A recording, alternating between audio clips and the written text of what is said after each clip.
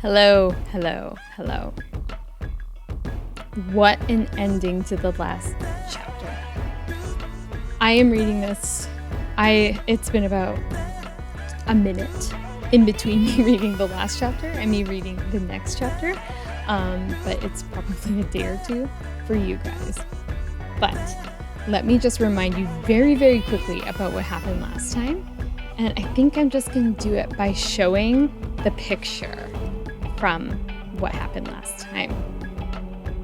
Swoosh! A giant wave of water flooded the room, and that was when Drake and Bo were in Emperor Song's palace, and Emperor Song had just said, take them to the jail. He doesn't want them there with the rest of Bo's family. So let's read. We're going to be reading chapters 12, 13, and I believe 14, which is the last chapter. This is going to be our last read. We're going to finish the book this time. Let's get going. Let's get into it. Chapter 12 is called The Water Dragon's Power. The Emperor jumped onto the seat of his throne. The strong wave knocked the guards off their feet. Drake held his breath, waiting to be knocked down too. Then his whole body began to tingle. He looked down. He was floating above the water. But how? It's the dragons, Bo called out. Drake turned and saw that Bo was floating in midair too. Shu must have used the water from the pond to break into the castle. And Worm is keeping us above water. Shu floated into the room, traveling on top of the waves. Her blue scales shimmered. Her eyes gleamed. Worm came behind her. As he slid across the floor, the water moved away from him. Shu floated over to Bo. He climbed on her and gripped her saddle. Worm slid underneath Drake. Drake felt Worm's hold leave him, and he dropped right onto the dragon's saddle. Emperor Song pointed at the two dragons. Guards! Grab them! He cried, but his raven guards were woozy after being hit by the wave. They were a little confused and woozy. Weren't thinking straight. They slowly got to their feet, splashing in knee-high water. More guards will come, the Emperor said. You cannot harm me. I am the Emperor. I am the ruler of this kingdom. Get back. Then Shu glided right up to the Emperor. Her huge head stopped just inches away from his. Do not eat me, Emperor Song yelled. Shu closed her eyes. A misty blue cloud floated from her mouth. Emperor Song looked up at it, terrified. He froze as a light blue mist rained down on his head. The look on his face changed. He looked peaceful. What a beautiful creature, the Emperor said, reaching out. He gently touched Shu's nose. Back on their feet, the raven guards charged towards Shu. Stop! Emperor Song called out. Our guests must not be harmed. Drake and Bo looked at each other. Guess. Drake mouthed to Bo. It seemed like Shu's powers were working. What kind of powers does Shu have? That's a good question. Keep that in mind. We're going to discuss it later. Emperor Song stood up. I am sorry, Bo, he said. I do not know what came over me. I should have never asked you to steal the dragon stone. I fear I was under a dark spell. But your dragon somehow saved me. Bo's dragon stone began to glow beneath his shirt. Bo closed his eyes. After a minute, he opened them. Shu has a very special power, secret power. She can wash away any spell she has just broken The spell that Maldred placed on you. I guess there's the answer to the question. I should have never let that wizard into the palace, said the emperor. Maldred's dark spell made me force you to steal the dragonstone. My raven guards were only obeying my orders. Does this mean that Beau's family will be safe? Drake asked. Of course, Emperor Song said. I will release them from the prison. Beau bowed his head. Thank you, Emperor. Drake smiled. He was happy for Beau. Then, without warning, he heard Worm's voice in his head again. Danger is coming. Drake looked up. A swarm of glowing red balls flew into the throne room.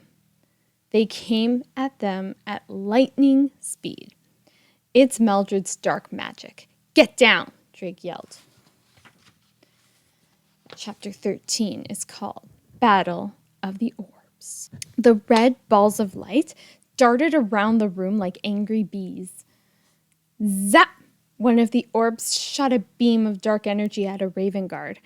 It knocked down the guard. One of the orbs zoomed right at Drake. Worm's eyes glowed. Boom! The orb exploded. Another red ball zoomed towards Beau.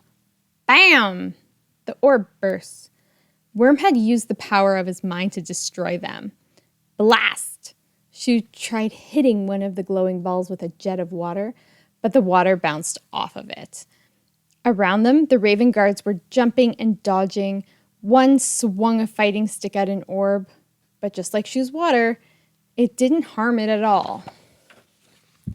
Suddenly, the orbs grouped together. They zoomed all at once towards the dragons.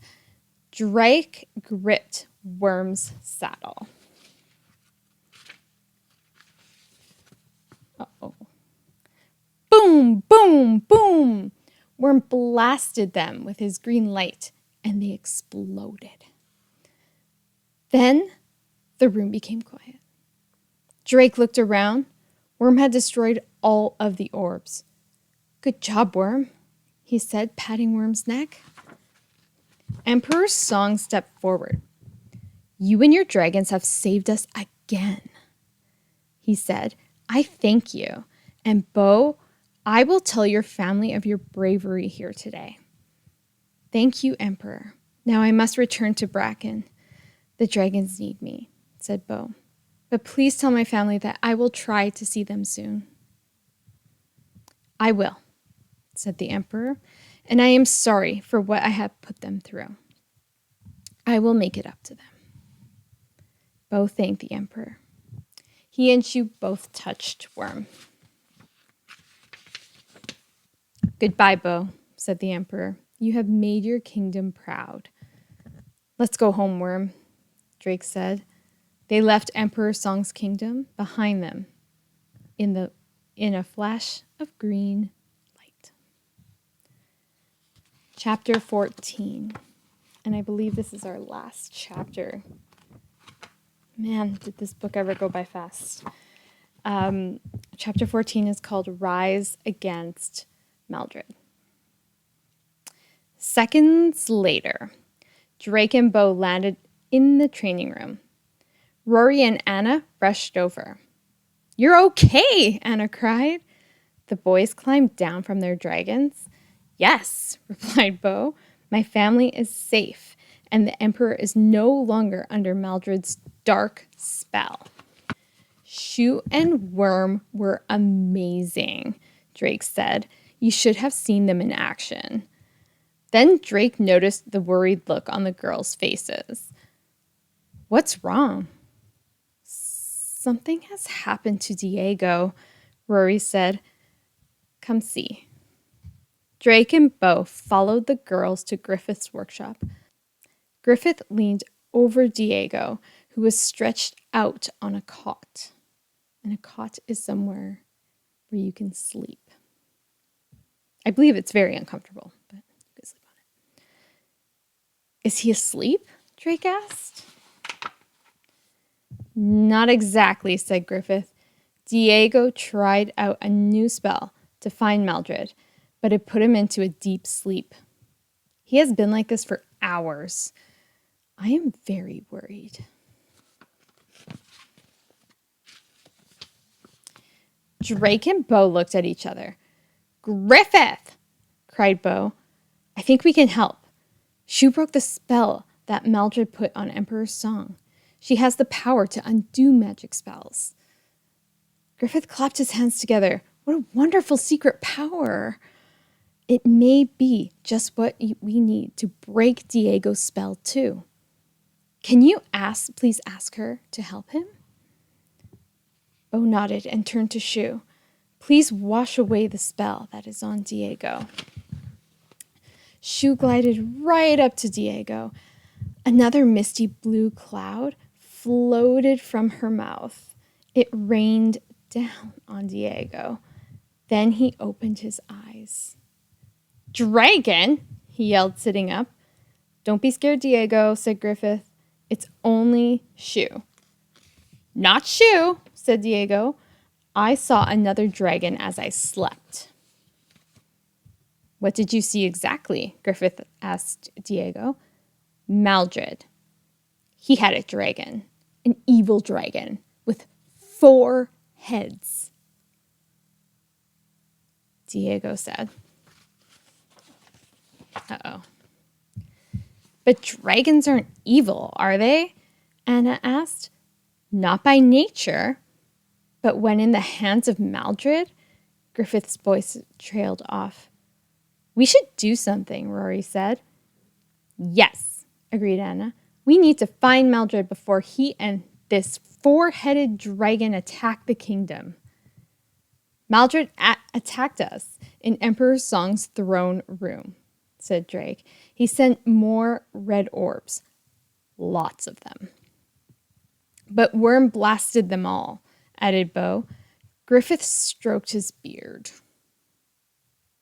Dragon Masters, you are right, he said. We cannot risk waiting for Maldred to attack. We must find him and stop him before it's too late. All of us? Drake asked. And our dragons too? Griffith nodded. Yes. Drake looked at his friends and smiled. Together we can face anything, Drake thought. Griffith turned to the Dragon Masters.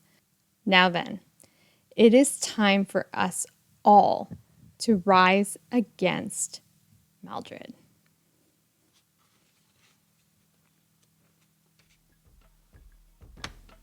And that's the end of the book. It sounds like they are gearing up for the next book, and an author will do this so you as the reader are excited to read the next book, and you want to read the next book because you want to see what happens to Maldred and what the Dragon Masters are going to do. So that is one great technique of writing and writing stories, is kind of ending on what they would call a cliffhanger. So as a reader, you want to read on because you want to know what happens next. That's a cliffhanger. So that was the book. Of course, we'll have some questions, a little bit of reflection. I'll see you in our next book. Until then, bye-bye. Bye for now. See ya.